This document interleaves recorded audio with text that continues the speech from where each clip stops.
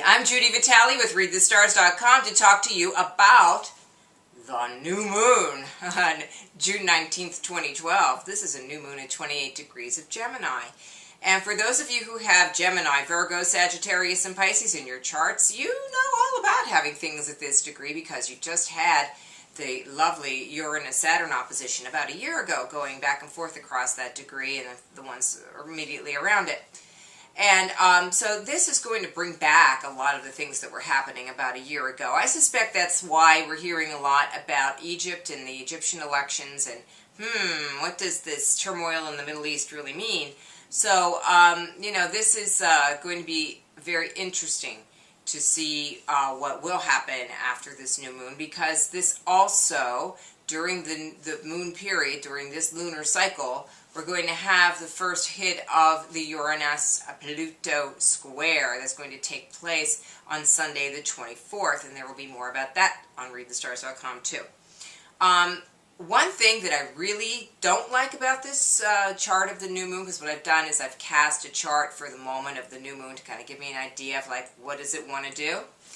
The planet Mars is at 22 degrees of Virgo, which means that on my 90-degree dial, which you don't really have to know much about because I'll just tell you what it means rather than how I came about it, but for those of you who do know about it, that will give you some inkling as to where I'm coming from.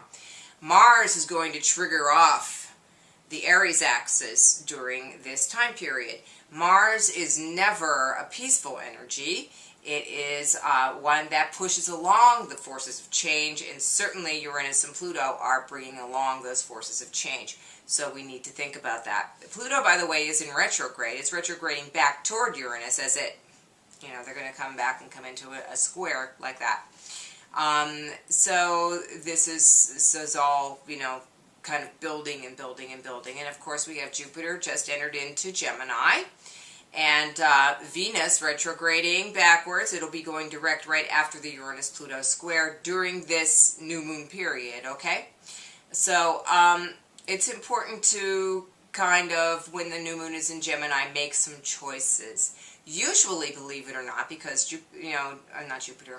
because Gemini is such a flirt, we think Gemini in love, but Gemini in love, it really is about like, where am I going to fit it into my life? And so oftentimes a new moon in Gemini will bring relationship into our personal lives. And certainly at times like this where we all feel a little bit off center and a little bit uncertain about what might happen, we do tend to turn to the people that we love for solace and consolation.